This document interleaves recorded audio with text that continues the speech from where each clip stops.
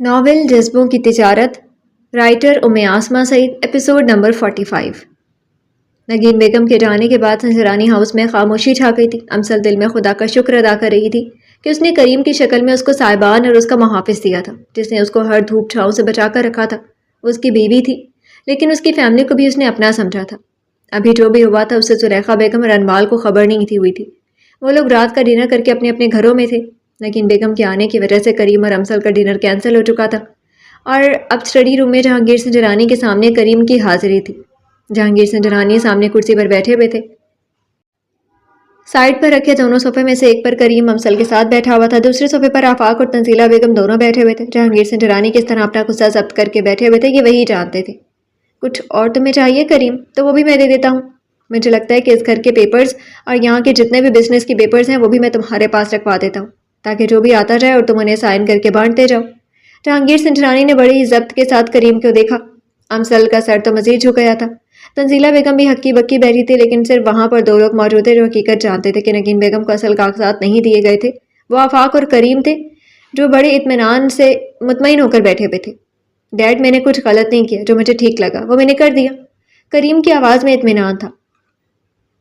ہاں تو ٹھیک ہے نا، بڑی پکوڑوں کی آفر کی جا رہی تھی تو اب اٹلی کا بزنس تم نے مسز ثاقب سلطان کو دے دیا، پاکستان کا بھی کسی کو دے دو، یہ گھر بھی کسی کو دے دو، اور پھر تم کھول لو پکوڑوں کی دکان، بہت چلے گا تمہارا پکوڑوں کا کاروبار۔ جہانگیر سنجرانی نے کریم کی بات پر طنز کرنا نہیں بھولے تھے۔ وہیں کریم نے اپنے دائیں ہاتھ کے انگوٹھے سے اپنی آئی برو کے اوپر کھجاتے ہوئے اپنی مسکراہٹ کو دبایا تھا۔ لوگ تو شادی کے 1-2 سال بعد اور انمرید کے ریکارڈ توڑتے ہیں، لیکن تم نے تو 2 دن میں ہی توڑ ڈالے۔ اپنے اٹلی کا کروڑوں کا اربوں کا بزنس تم نے نگین بیگم کے ہاتھ میں پکڑا دیا۔ جہانگیر سنجرانی اب کرسی سے اٹھ کر کھڑے ہو گئے تھے۔ وہ عشق پر دونوں ہاتھ باندھے ہوئے چکر پہ چکر لگائے اپنے غصے کو ضبط کرنے کی کوشش کر رہے تھے۔ ڈیڈ، میں نے کہا نا، میں نے کچھ غلط نہیں کیا، جو بھی کیا وہ اپنی بیوی کے لیے کیا۔ کریم کی باتوں پر امسل کا سر مزید جھکا تھا۔ وہیں پر جہانگیر سنجرانی دوبارہ سے پھر کرسی پر بیٹھ گئے تھے۔ تو کیا تمہارے اٹلی کا کاروبار تمہارے لیے کوئی ویلیو نہیں رکھتا؟ نہیں ڈیڈ، میری بیوی کے آگے تو کم از کم نہیں رکھتا۔ کریم کے لہجے میں ابھی بھی ڈھٹائی تھی، اور جہانگیر سنجرانی تو اپنے بیٹے کی رنمریدی پر اش اش کر اٹھے تھے۔ وہ توقع ہی نہیں کر سکتے تھے کہ کریم اتنی بڑی بے وقوفی کر سکتا تھا، اپنا اٹلی کا سارا کاروبار نگین بیگم کے حوالے کر سکتا ہے۔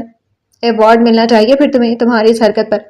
ہم نے بھی شادی کی 3 دن کی، لیکن کبھی منہ اٹھا کر اپنے کاروبار کسی کے حوالے نہیں کیا۔ کریم سنجرانی جانتے تھے سامنے بیٹھا ان کا بیٹا کبھی ہار ماننے والا نہیں ہے، جو وہ کر چکا تھا اب وہ واپس تو نہیں آ سکتا تھا۔ ڈیڈ، بیوی میں فرق ہوتا ہے۔ مجھے اپنی بیوی کے آگے اٹلی کا کاروبار کچھ خاص نہیں لگا، اس لیے میں نے دے دیا۔ کریم نے کہتے ہوئے ٹانگ پر ٹانگ رکھتے ہوئے اپنے ڈیڈ کی طرف دیکھا تھا، جن کی آنکھیں غصے سے سرخ ہو رہی تھی، اور آفاق کریم کی ڈبل گیم پر اسے دل میں داد دے رہا تھا۔ ایک طرف امسل کے سامنے اپنی ویلیو بنا لی اور دوسری طرف بزنس بھی بچا لیا۔ آفاق، تم کل ہی ساری اتھارٹیز کینسل کرو، کریم کی اور اس کے تمام بزنس کی اتھارٹی مجھے ٹرانسفر کرو۔ جہانگیر سنجرانی کو صرف یہی حل نظر آیا تھا۔ وہ اپنے پاکستان کا بزنس کسی صورت میں کریم کے ہاتھوں میں نہیں دے سکتے تھے۔ ڈیڈ، یہ سراسر زیادتی ہے جو آپ کر رہے ہیں۔ کریم کو بھی بالآخر سمجھ آ گئی تھی کہ معاملہ اتنا سیدھا نہیں تھا، اور جو تم نے ہمارے ساتھ زیادتی کی ہے وہ اپنا سارا بزنس تم نے اٹھا کر اس عورت کو دے دیا جو کبھی اپنے بچوں کی نہیں بن سکی، لالچی عورت ہے۔ جہانگیر سنجرانی کا پھر سے ایک بار سب سوچتے ہوئے ان کا خون کھول رہا تھا کہ آخر کریم نے اس وقت اتنا بڑا فیصلہ لیا ہی کیوں۔ چلیں چھوڑے جہانگیر صاحب، بچے ہیں ہمارے، کوئی بات نہیں۔ کریم نے جہاں پر اتنی محنت کر کے اتنے سالوں میں یہ نام بنایا تھا تو اب تو اس کا ایک نام ہے، وہ اپنا دوبارہ سے کاروبار شروع۔ تنزیلہ بیگم کو درمیان میں بولنا پڑا تھا کیونکہ بات بڑھتی جا رہی تھی۔ تنزیلہ بیگم، آپ تو چپ ہی رہیں۔ آپ کے لاڈ پیار کی وجہ سے یہ کریم اس قدر بگڑ چکا ہے کہ اپنی منمانی کرنے پر آ گیا۔ یہ سوچے سمجھے بغیر کہ اس گھر میں اور بھی فرد ہیں، اس کے ماں باپ بھی ہیں، یہ سارے فیصلے خود لینا شروع ہو گئے۔ جب اس کی اتھارٹی میں ختم کروں گا پھر اسے صحیح معنوں میں پتہ چلے گا کہ خالی جیب سے بزنس چلانا کیا ہوتا ہے۔ ڈیڈ، یہ تو آپ مجھے سیدھا چیلنج کریں۔ اگر آپ چاہتے ہیں کہ میں خالی جیب سے بزنس چلاؤں تو ٹھیک ہے، میں پھر اپنی بیوی کو یہاں سے لے کر چلا جاتا ہوں، اور پھر جب میں ایک بزنس مین بن جاؤں گا تو پھر آپ دیکھ لیجیے گا کہ خالی جیب سے بھی بزنس کھڑے ہوتے ہیں کہ نہیں ہوتے۔ کریم نے اپنا آخری حربہ استعمال کیا تھا۔ وہ نہیں چاہتا تھا کہ وہ ابھی جہانگیر سنجرانی کو یہ سب بتائیں کہ اس نے نگین بیگم کو فیک فائل دی ہے۔ اس فائل کی کوئی حقیقت نہیں ہے، وہ اور آفاق جس کام پر لگے تھے اس میں راز کو راز رکھنا ہی ضروری تھا۔ دیکھا تنزیلہ بیگم، اس بیٹے کی طرفداری کر رہی ہو جو اپنے باپ کے برابر جواب دے رہے، اپنی غلطی ماننے کے بجائے وہ یہاں سے جانے کی باتیں کر رہے۔ جہانگیر سنجرانی کریم کی بات پر سلجھ گئے تھے۔ وہ ان کا بیٹا تھا، وہ سارا بزنس کیا وہ سب کچھ اس پر وار کر نگین بیگم کو دے سکتے تھے، لیکن نگین بیگم کی بلیک میل میں کریم آ جائے گا، جہانگیر سنجرانی کو اس کی توقع نہیں تھی۔ ڈیڈ آپ انہیں کیوں کہہ رہے ہیں؟ میں نے جو بھی کیا اپنی بیوی کے لیے کیا اور مجھے اس میں کوئی افسوس نہیں ہے، اس لیے میں اب مزید بات نہیں کر سکتا۔ اگر آپ نے اتھارٹی میری کینسل کروانی ہے تو وہ کروا دیں، میں اپنی بیوی کو یہاں سے لے کر چلا جاؤں گا۔ کریم سنجرانی یہ کہہ کر اٹھ کھڑا ہوا تھا اور کریم کے اٹھتے ہی امسل نے فوراً سر اٹھا کر کریم کو دیکھا تھا۔ ہاں ٹھیک ہے، جاؤ یہاں سے، بلکہ سبھی چلے جاؤ، ایک میں ہی ہوں نا بیوقوف جو کوئی بھی آتا ہے مجھے بیوقوف بنا کر چلا جاتا ہے۔ ٹھیک کہتے ہیں، اولاد بڑی ہو جائے تو وہ ماں باپ کو کچھ سمجھتی ہی نہیں ہے۔ جہانگیر سنجرانی نے بات مکمل کرتے ہوئے اپنا رخ کریم سے موڑ لیا تھا اور وہیں کریم نے اپنی پینٹ کی دونوں پاکٹ میں ہاتھ ڈالتے ہوئے تنزیلہ بیگم کی طرف دیکھا تھا۔ وہ کریم کو آنکھوں سے اپنے ڈیڈ کو منانے کا کہہ رہی تھی اور آفاق سے ایک سرد آہ بھر کر رہ گیا تھا۔ کریم وہاں پر رکا نہیں تھا اور وہ چھوٹے چھوٹے قدم اٹھاتا ہوا اسٹڈی روم سے باہر نکل گیا تھا۔ بحث کا کوئی فائدہ نہیں ہوا تھا۔ اگر وہ زیادہ دیر بیٹھا رہتا تو لازمی جہانگیر سنجرانی کوئی بڑا فیصلہ لے لیتے، سارا بزنس اس کے ہاتھ میں تھا۔ نگین بیگم کے ہاتھ میں کچھ بھی نہیں گیا تھا اور یہ بات جلد ہی جہانگیر سنجرانی کو پتہ چلنے والی تھی۔ کریم کے جاتے ہی جہانگیر سنجرانی نے امسل کی طرف دیکھا تھا جو نظریں جھکائے بیٹھی ہوئی تھی۔ جاؤ بچے، کریم کے پیچھے جاؤ، غصے میں کچھ الٹا سیدھا نہ کر دے، اور ہاں اپنی ماں سے اور اپنی بہن سے اس سب کے متعلق کوئی بات مت کرنا، جو ہو گیا سو ہو گیا۔ کریم نے جو بھی فیصلہ لیا اس نے بہتر ہی لیا ہوگا، لیکن تم ایسا کچھ مت سوچنا، یہ ہم باپ بیٹے کی بات ہے اور تم اس کا کوئی اثر مت لینا۔ جہانگیر سنجرانی کا لہجہ یکدم بدلا تھا اور امسل جہانگیر سنجرانی کی بات سن کر یکدم چہرے پر حیرت لیے کھڑی تھی کہ یہ کیسے باپ بیٹے تھے جو ایک پل میں ایک دوسرے کے مخالف تھے اور ایک پل میں ایک دوسرے پر محبت نچھاور کر رہے تھے۔ جی انکل، امسل بس اتنا ہی کہہ پائی تھی اور ابھی وہ جانے کے لیے مڑی تھی جب جہانگیر سنجرانی نے روکا تھا۔ رکو امسل بیٹا۔ جہانگیر سنجرانی کی آواز پر امسل نے مڑ کر دیکھا تھا۔ جی، ہم تمہارے ماں باپ جیسے ہیں تو ہمیں انکل اور آنٹی مت بلایا کرو، جیسے سب ہمیں ممی ڈیڈی بلاتے ہیں ویسے ہی تم بھی ہمیں ڈیڈ اور ممی بول سکتی، اور اگر تم ہمیں اپنے ماں باپ جیسا سمجھتی ہو تو۔ جہانگیر سنجرانی کی بات پر امسل کے چہرے پر ہلکی سی مسکراہٹ آئی تھی۔ جی ڈیڈ ٹھیک ہے۔ امسل نے فوراً ہی جہانگیر سنجرانی کو ڈیڈ بولا تھا اور جہانگیر سنجرانی کے چہرے پر مسکراہٹ آ گئی تھی۔ وہ کریم کی پسند کو داد دیے بغیر نہیں رہ سکے تھے۔ جو بھی ہوا تھا، جیسے بھی ہوا تھا، وہ قسمت میں لکھا تھا، لیکن کریم نے جو اپنے لیے لڑکی پسند کی تھی وہ یقیناً انمول تھی۔ سب اپنے اپنے کمروں میں آرام کی غرض سے چلے گئے تھے۔ رات گہری ہوتی جا رہی تھی۔ کریم بھی اپنے کمرے میں آ کر کپڑے تبدیل کر کے فریش ہو کر بیڈ پر لیٹ گیا تھا۔ امسل تنزیلہ بیگم کے پاس بیٹھی باتوں میں مصروف تھی۔ جب گھڑی میں 10 کا ٹائم ہوا تو تنزیلہ بیگم بھی امسل کو اس کے کمرے میں جانے کا کہہ کر خود بھی اپنے کمرے کی طرف بڑھ گئی تھی۔ امسل جب کمرے میں آئی تو کریم آنکھوں پر ہاتھ رکھے لیٹا ہوا تھا۔ امسل کو لگا کہ وہ جاگ رہا ہے۔ امسل آہستہ سے چلتے ہوئے الماری سے کپڑے نکال کر تبدیل کرنے کے لیے چلی گئی۔ وہ جیسے باہر نکلی اس نے ایک نظر کریم پر ڈالی جو اب دائیں طرف کروٹ لے کر لیٹا ہوا تھا، مطلب وہ سو چکا تھا۔ امسل نے کمرے کی لائٹ آف کی اور بیڈ کی دوسری جانب جا کر آرام سے لیٹ گئی تھی۔ آج جو کچھ ہوا تو اس کی توقع کے برعکس تھا۔ وہ کتنی نادان تھی کہ وہ اپنے خوابوں کے پیچھے بھاگتی بھاگتی دلدل میں پھنستی جا رہی تھی، اور جو اس کی حقیقت تھی اس کے سامنے کھڑی تھی، جو اس کے خوابوں کو پورا کرتی، اسے تحفظ دیتی اور جان گئی تھی۔ اگر کریم اسے نہ ڈھونڈ پاتا تو اور کریم کے پاس وہ نہ آتی تو اس کا مستقبل کیا ہوتا؟ وہ یہ سوچ کر ہی وہ کام چاہتی تھی۔ انہیں سوچوں میں رات کے 1 بج گئے تھے۔ امسل کی آنکھوں سے نیند دور تھی، وہ اپنے ماضی میں کھوئی ہوئی تھی اور اس نے جیسے کروٹ لے کر کریم کی طرف رخ کیا، کریم کا رخ بھی امسل کی طرف تھا اور وہ آنکھیں بند کیے سو رہا تھا۔ امسل کی طرف کا سائیڈ لیمپ آن تھا جس کی مدھم روشنی کریم کے چہرے پر پڑ رہی تھی۔ اس نے کریم کو پہلی بار اپنے ریسٹورانٹ کے باہر دیکھا تھا جب اس نے ماسک پہنا ہوا تھا۔ اس کے چہرے، اس کی براؤن داڑھی نظر آ رہی تھی اور اس کی براؤن آنکھیں نظر آ رہی تھی۔ وہ پہلے سمجھی تھی کہ وہ کوئی اٹلی کا باشندہ ہے، لیکن وہ پاکستانی نکلا تھا۔ آج وہ کریم کو بڑے غور سے دیکھ رہی تھی، وہ بھی جب وہ سویا ہوا تھا۔ اس کے چہرے کی سفید رنگت، اس پر اس کی براؤن داڑھی اور اس کے گہرے براؤن بال، جب بھی وہ اپنی براؤن آنکھوں سے دیکھتا تو ہمیشہ ہی اسے لمحے امسل ساکت ہو جاتی تھی۔ ایک عجیب کشش تھی اس کے چہرے پر، اس کی باتوں میں۔ اس نے کبھی سوچا نہیں تھا کہ کوئی ایسا شخص اس کی زندگی کا ہمسفر بنے گا جو اسے مکمل تحفظ دے گا۔ اس نے اپنے ڈیڈ کے رویے کی وجہ سے ہر مرد ذات پر اعتبار کرنا چھوڑ دیا تھا، لیکن کریم وہ پہلا مرد تھا جو اس کی زندگی میں آیا تھا جس نے اس کو اعتبار دیا، تحفظ دیا اور عزت دی تھی۔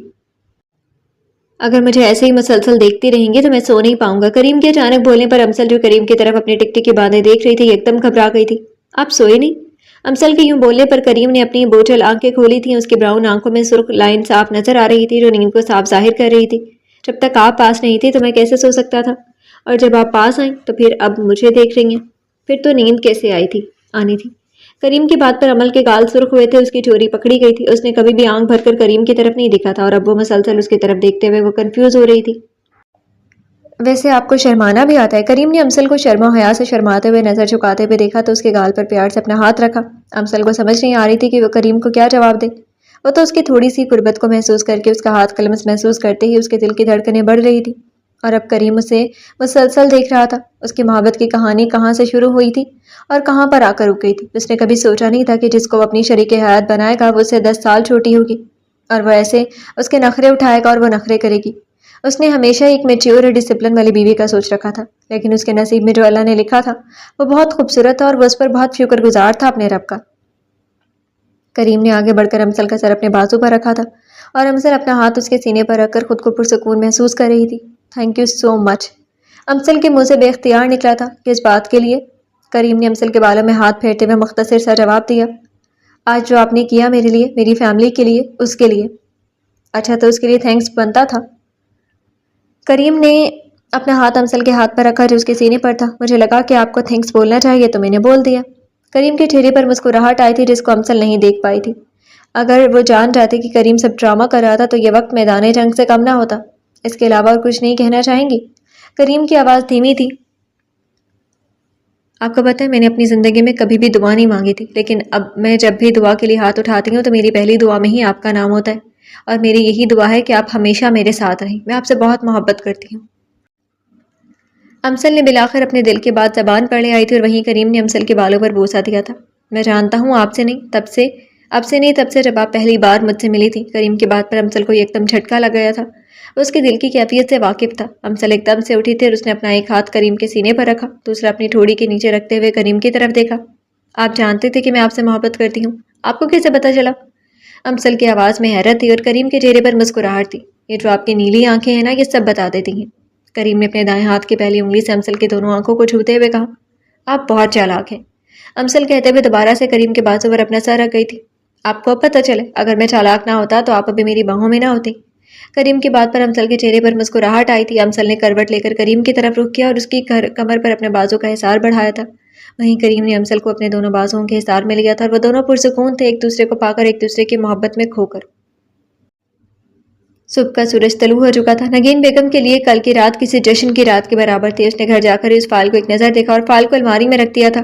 وہ اپنے پلان میں آدھی جیت تو حاصل کر چکی تھی. اب اگلا اس کا پلان تھا جہانگیر سنجرانی کو اس کی اولاد سے الگ کرنا، اور وہ اس مقصد میں آگے بڑھنے والی تھی. صبح ہوتے ہی بڑے خوشگوار موڈ کے ساتھ نگین بیگم نے رائل بلو کلر کی ساڑی پہنی تھی جو اس کا ہمیشہ سے ہی پسندیدہ رنگ رہا تھا، اور وہ ہمیشہ ہی وہ رنگ تب پہنتی تھی جب وہ بہت خوش ہوتی تھی. وہ ڈائننگ ٹیبل پر ناشتے پر بیٹھی شہاب سلطان کا انتظار کر رہی تھی. جب شہاب سیڑھیاں اترتے ہوئے نیچے آیا اس کے چہرے پر سنجیدگی تھی. وہ سیڑھیاں اتر کر جیسے ڈائننگ ٹیبل پر کرسی کھینچ کر بیٹھا، نگین بیگم نے شہاب کی طرف دیکھا. مجھے افسوس ہے شہاب جو کچھ بھی ہوا، لیکن میں کیا کر سکتی تھی؟ میں نے ہر طرح سے کوشش کرنی چاہیے، لیکن اب آگے قسمت کو جو منظور.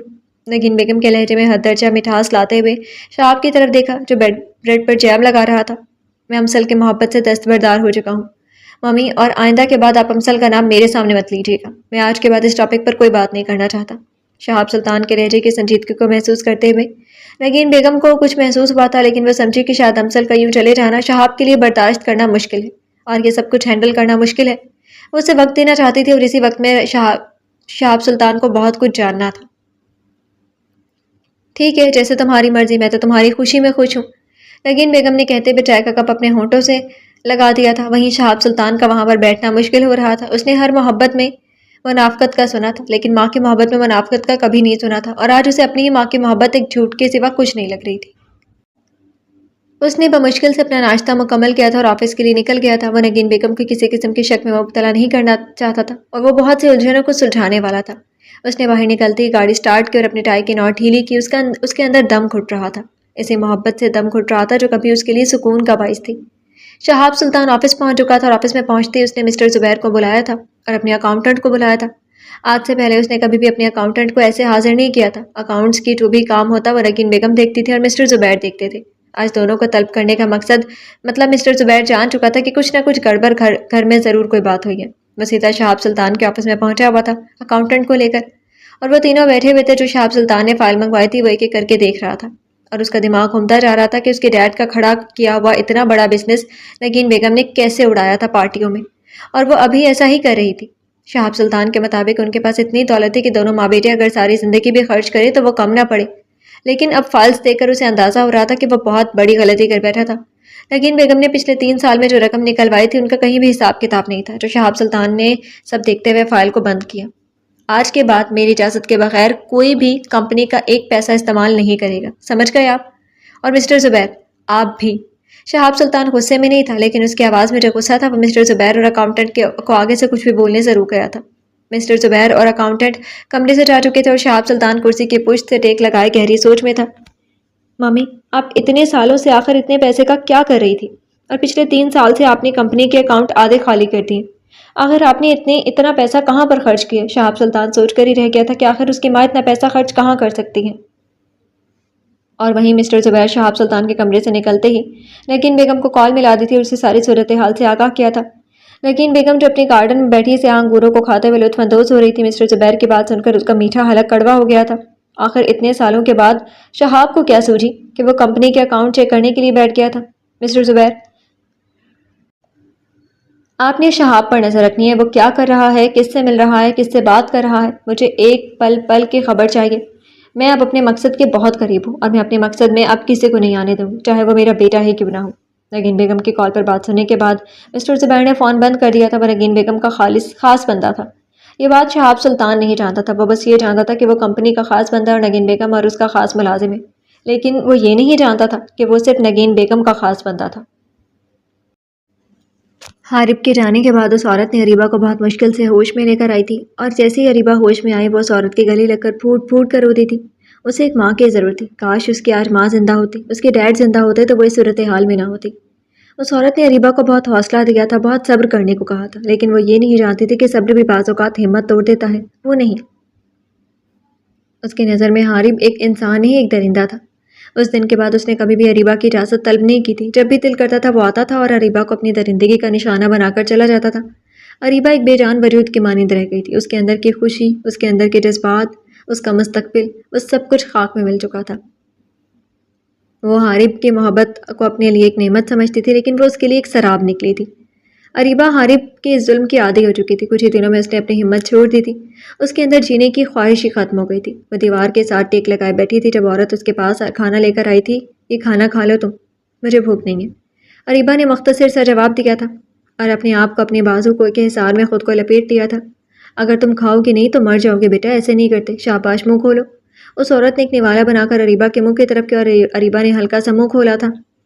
میں زندہ کہاں؟ آپ دیکھتی نہیں ہے کہ میرے ساتھ ہوتا کیا ہے؟ میں تو ایک زندہ لاش کی طرح یہاں پر پڑی ہوئی ہوں جسے وہ بھیڑیا آتا ہے اور نوچ کر چلا جاتا ہے۔ اریبہ کی بات پر اس عورت نے گہرا سانس لیا تھا۔ وہ چاہ کر بھی اریبہ کو یہاں سے نکال نہیں سکتی تھی۔ اس کی عمر اور اس کا وجود کمزور تھا، وہ حارب کا مقابلہ نہیں کر سکتی تھی۔ اس نے 1000 بار یہاں سے نکلنے کی کوشش کی تھی لیکن وہ ناکام رہی تھی، اور اس کی سزا جو اسے ملتی تھی اس سے بہتر تھا کہ وہ اپنی باقی کی زندگی یہیں پر گزار دے۔ اریبہ منہ میں نوالا رکھے اس عورت کی طرف دیکھ رہی تھی جس کی آنکھیں اسے کسی کی یاد دلاتی تھی، کسی کی طرف اشارہ کرتی تھی، لیکن اس نے اپنا سر جھٹک دیا تھا۔ وہ بھی اس عورت سے کچھ کہہ نہیں پا رہی تھی۔ آپ نے کبھی یہاں سے نکلنے کی کوشش نہیں کی؟ اریبہ کی بات پر اس عورت نے اچانک سر اٹھا کر اس کی طرف دیکھا تھا۔ یہاں سے کوئی نہیں نکل سکتا میری بیٹی، یہ وہ موت کا گھر ہے جہاں پر مرنے کے بعد ہی مجھے سکون مل سکتا ہے۔ کیا آپ کو اپنا گھر یاد ہے؟ اریبہ کے پوچھنے پر اچانک اس عورت کی آنکھوں میں نمی آئی تھی۔ اس نے اریبہ کی طرف دیکھا۔ یاد تو بہت کچھ ہے بیٹا، یہ یادیں ہی ہیں میرے پاس۔ اب کوئی فائدہ نہیں ہے، کوئی خواہش نہیں ہے کہ میں اپنے گھر والوں سے مل سکوں۔ پتہ نہیں ان کے لیے میں مر گئی ہوں یا وہ مجھے ابھی تک تلاش کر رہے ہوں گے۔ اور یہ کہتے ہوئے وہ وہاں سے برتن اٹھا کر جانے لگی تھی جب اریبہ نے ان کا ہاتھ پکڑا تھا۔ میرا اس دنیا میں کوئی نہیں ہے۔ اگر میں یہاں پر ساری زندگی بھی رہوں اور مر بھی جاؤں تو شاید کچھ چاہنے والے ہیں، وہ کچھ مہینے افسوس کریں گے اور پھر اپنی زندگی کی طرف بڑھ جائیں گے، لیکن میں آپ کو یہاں سے آزاد کرواؤں گی۔ آپ اپنے گھر والوں سے مل سکتی ہیں، بے شک آپ مجھے نہیں بتانا چاہتی، لیکن میں آپ کی آنکھوں میں کسی اپنوں کے انتظار کی چمک دیکھ سکتی ہوں۔ اریبہ کے کہنے پر وہ عورت یکدم چونکی تھی۔ اس نے اریبہ کی طرف دیکھا تھا۔ میں یہاں سے کہیں نہیں جاؤں گی، تمہیں اکیلا چھوڑ کر، سمجھی تم؟ وہ عورت اپنا ہاتھ سے اسے چھڑواتے ہوئے باہر کی طرف چلی گئی تھی۔ اریبہ نے بھی اس چیز کا ارادہ کر لیا تھا کہ وہ اس عورت کو اس قید خانے سے نجات دلوائے گی۔ حارب اب اسے کچھ کہنے والا نہیں تھا، اس کو اذیت دیتا تھا، جسمانی ذہنی اذیت دیتا تھا، لیکن وہ اسے کبھی مار نہیں سکتا تھا، اور یہی اریبہ کی سب سے بڑی بھول تھی۔ لیکن یہ عورت اگر کچھ سال اور یہاں پر رہی تو یہ اپنی زندگی ہار جائے گی۔ وہ عورت کچن میں برتن رکھ کر دوبارہ اس کمرے میں آئی تو اریبہ زمین سے اٹھ کر بیڈ پر بیٹھی ہوئی تھی۔ اب اس نے خود کو تھوڑا سنبھالا تھا کیونکہ اسے اس عورت کو یہاں سے آزاد کروانا تھا۔ وہ عورت چلتے ہوئے بیڈ کے دوسرے کونے پر آ کر بیٹھ گئی تھی۔ آپ کو پتہ ہے، آپ کی آنکھیں مجھے میرے بہت ہی قریبی اپنے کی یاد دلاتی ہیں۔ اریبہ کے کہنے پر اس عورت نے یکدم اس کی طرف دیکھا تھا۔ کیا مطلب، کس کی یاد؟ اس عورت نے یکدم اس کی طرف دیکھا تھا۔ کیا مطلب؟ کس کی یاد عورت کی زبان لڑکھڑائی تھی جب اس نے اریبہ کی طرف دیکھا تھا۔ نہیں، میں آپ کو نہیں بتانے والی، اگر میں آپ کو بتاؤں گی تو میری ایک شرط ہوگی۔ اریبہ کی بات سن کر اس عورت نے سر چٹکا اور پھر بیڈ کے پشت سے ٹیک لگا لی تھی۔ مجھے نہیں، تمہاری کوئی شرط منظور۔ اس عورت نے انتہائی اطمینان سے جواب دیا تھا۔ آپ کی آنکھیں، آپ کے چہرے کے نقوش، آپ کے چہرے کی رنگت اور آپ کے سر کے گہرے براؤن بال، سب کچھ تو مجھے اس کی یاد دلاتے ہیں، جو بہت ہی خاص ہے، میرا بھائی ہے، میرا دوست ہے اور میرا سب کچھ ہے۔ اگر اسے پتہ چل جائے کہ میں یہاں پر ہوں تو مجھے پکا یقین ہے کہ وہ اس گھر کو تباہ و برباد کر دے گا اور شاید وہ میرے شوہر کو کبھی بھی نہیں چھوڑے گا۔ اریبہ کی بات کو سن کر وہ عورت جو بیڈ کے پشت سے ٹیک لگائے پرسکون تھی، وہ یکدم چونکی تھی اور اس کے دماغ میں ماضی کی ریل چلنا شروع ہو گئی تھی۔ اس نے فوراً اریبہ کی طرف دیکھا تھا۔ کیا نام ہے تمہارے اس بھائی کا؟ اس عورت کی بے چینی دیکھتے ہوئے اریبہ کے چہرے پر مسکراہٹ آئی تھی۔ بہت دنوں کے بعد اس کے چہرے پر مسکراہٹ آئی تھی۔ لیکن میری شرط؟ اریبہ نے اس عورت کے آگے ہاتھ رکھا۔ مجھے منظور ہے تمہاری شرط، لیکن بتاؤ تمہارے بھائی کا کیا نام ہے؟ وہ عورت جس بات میں بولتی ہی چلی گئی تھی اور اریبہ کی شرط پر اس نے حامی بھر لی۔ پہلے آپ میری شرط کو سنیں گی، اس کے بعد میں سب کچھ آپ کو بتاؤں گی۔ اریبہ کی بات پر اس عورت نے اپنا حلق تر کرتے ہوئے اپنا چہرہ اس بات میں ہلایا تھا۔ میری شرط یہ ہے کہ میں آپ کو یہاں سے رہا کروں گی اور آپ یہاں سے جائیں گی، اور باہر نکلنے کے بعد آپ مجھے بھی یہاں سے نکال لیں گی، کیونکہ مجھے پتا ہے کہ حارب کبھی بھی مجھے کوئی نقصان نہیں پہنچا سکتا۔ اریبہ کی شرط سن کر عورت نے اریبہ کے ہاتھ کو دیکھا اور اس کے چہرے کو دیکھا۔ اس کے اندر بے چینی تھی، کسی کو جاننے کی، کسی کا نام سننے کی۔ اور اریبہ کچھ غلط بھی نہیں کہہ رہی تھی۔ اگر وہ عورت یہاں سے نکلتی اور وہ کسی کو اس گھر کا پتہ بتاتی تو وہ حارب کی قید سے اس بچی کو آزاد کروا دے گی۔ مجھے سب یاد ہے، مجھے منظور ہے تمہاری شرط۔ اس عورت کے کہنے کی دیر تھی جب اریبہ نے ان کے دونوں ہاتھوں کو اپنے ہاتھوں میں لیا تھا۔ میرے اس دوست کا نام ہے کریم سنجرانی، جہانگیر سنجرانی کا بڑا بیٹا۔ اریبہ کے کہنے کی دیر تھی، اس عورت کے ہاتھ کپ کپائے تھے، اس کی آنکھوں میں آئی نمی آنسو کی صورت میں باہر نکلی تھی، اس کا دل بند ہونے والا تھا، اس کا سانس رک رہا تھا۔ اسے اپنے کانوں پر یقین نہیں ہو رہا تھا کہ اس کا پیدا ہونے والا اس کا بیٹا زندہ تھا۔ وہ تو اسے کب کا مرا ہوا مان چکی تھی جب نرس نے آ کر اس کو بتایا تھا کہ اس کا ہونے والا بیٹا وہ مر چکا ہے۔ وہ جہانگیر سنجرانی کا بیٹا کریم سنجرانی تھا اور یہ نام ان دونوں نے مل کر سوچا تھا کہ اگر بیٹا ہوا تو اس کا نام کریم رکھیں گے۔ اس عورت کا رنگ زرد پڑ رہا تھا اور اس کی آنکھوں سے آنسو مسلسل بہہ رہے تھے۔ چپ کر جائیں آنٹی، چپ کر جائیں۔ میں نے آپ کو جب پہلی بار دیکھا تھا تو میں جان گئی تھی کہ آپ کریم کی ماں ہیں، لیکن میں آپ کے منہ سے سننا چاہتی تھی اور آپ نے مجھے کچھ نہیں بتایا، اس لیے میں چاہتی ہوں کہ آپ یہاں سے جائیں اور جا کر اپنے بیٹے سے ملیں، وہ آپ کو بہت یاد کرتا ہے۔ اریبہ نے بس مختصر سا قصہ سنایا تھا اس عورت کو جو کریم کی ماں تھی، جو ایک عرصے سے نگین بیگم کی قید میں تھی۔ باقی جہانگیر سنجرانی کی زندگی میں کیا چل رہا تھا، کیا نہیں چل رہا تھا، وہ انہیں بتانا نہیں چاہتی تھی۔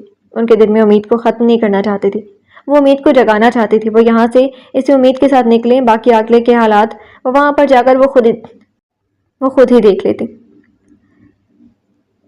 کریم کی ماں نے اریبہ کی شرط منظور کر لی تھی اور اب یہ کام انہوں نے آج رات ہی مکمل کرنا تھا۔ کریم کی ماں ایک سادہ سی خاتون تھی اور وہ کسی بھی طریقے کو نہیں جانتی تھی کہ کسی کی رہائی سے کیسے آزاد ہونا ہے، لیکن احمد منصور نے اپنی بیٹی کو ہر طریقے سے ٹرین کیا ہوا تھا۔ اگر وہ یہاں پر اکیلی ہوتی اور حارب اس کے ساتھ زیادتی نہ کرتا تو وہ شاید یہاں سے بھاگ چکی ہوتی، لیکن اس کے ساتھ ہی کریم کی ماں تھی، وہ ماں جس کے لیے کریم اور بہت سالوں سے تڑپتا رہا تھا، اور حارب کے رویے کی وجہ سے وہ اپنی زندگی سے ہار مان چکی تھی۔ اب اس نے طے کر لیا تھا کہ وہ کریم کی ماں کو پیار یہاں سے ضرور باہر نکالے گی۔ اس نے کچھ ہی گھنٹوں میں کچن میں رکھے ہوئے چھری اور کانٹے کی مدد سے کریم کی ماں کے پاؤں کی زنجیروں کے لاک کو اس نے بڑی مشکل سے کھولا تھا، جس میں اس کے ہاتھ زخمی ہو گئے تھے۔ وہ بس پاؤں کی زنجیروں کو ہی کھول سکی تھی اور ہاتھ اب بھی زنجیروں کی قید میں تھے۔ اریبہ کو پتا تھا کہ حارب آج بھی آئے گا، اس نے پورا پلان تیار کیا تھا۔ اس نے کریم کی ماں کو کچن میں چھپا رہنے کو کہا تھا۔ وہ جانتی تھی کہ حارب جیسے ہی آئے گا وہ سیدھا اس کے پاس آئے گا، اور وہیں اریبہ نے کریم کی ماں کی زنجیروں کا رخ واش روم کے اندر کے دروازے کے اندر کر کے دروازہ بند کر دیا تھا تاکہ حارب کو لگے کہ وہ عورت واش روم میں ہے، اور جیسے ہی وہ آئے گا وہ لازمی تہہ خانے کا دروازہ کھلا چھوڑے گا اور باہر کا دروازہ اندر کی طرف بند ہوگا، جس کو آسانی سے کھول کر باہر جایا جا سکتا ہے۔ اریبہ کی سوچ کے مطابق ہوا بھی ایسا ہی تھا۔ تقریباً رات کے 8 بج رہے تھے جب حارب نے اس گھر میں آ کر اپنی گاڑی روکی تھی اور تہہ خانے کا دروازہ کھولتے ہوئے وہ نیچے سیڑھیوں سے اترا تھا۔ اس نے نیچے اترتے ہوئے کچن کی طرف دیکھا تھا۔ کچن میں چھپی ہوئی کریم کی ماں اسے نظر نہیں آئی تھی اور وہ چلتا ہوا جیسے کمرے میں آیا تو اس نے اریبہ کو دیکھا تھا جو بیڈ پر بیٹھی ہوئی تھی، اور ان زنجیروں کی طرف دیکھا جو واش روم کی طرف جا رہی تھی۔ وہ تسلی کرتا ہوا جا کر اریبہ کے پاس بیٹھ گیا تھا۔ دیکھو میں آج تمہارے لیے کیا لے کر آیا ہوں۔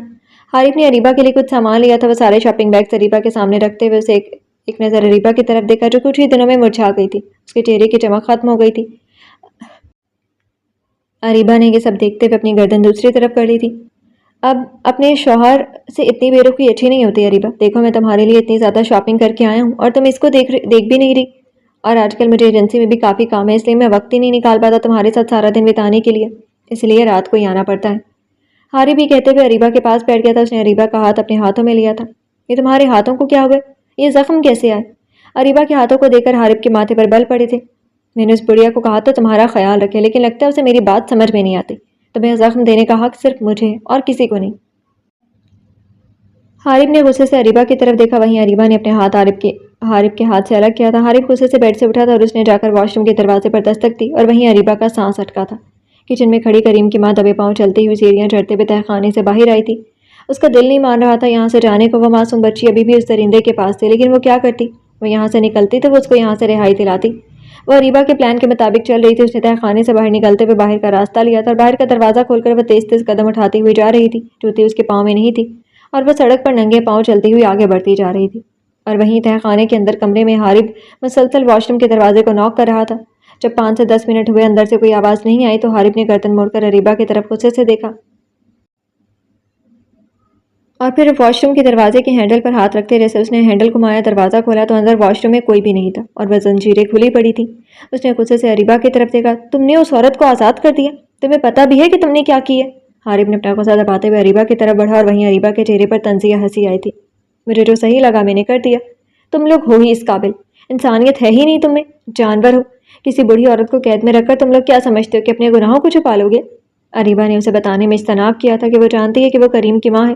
اپنی بکواس بند کرو، حارب کہتا وہ فوراً کمرے سے باہر گیا تھا۔ اس نے کچن میں دیکھا، ساتھ والے کمرے میں دیکھا، اوپر گیا، وہ عورت کہیں نہیں تھی اور باہر کا دروازہ کھلا ہوا تھا۔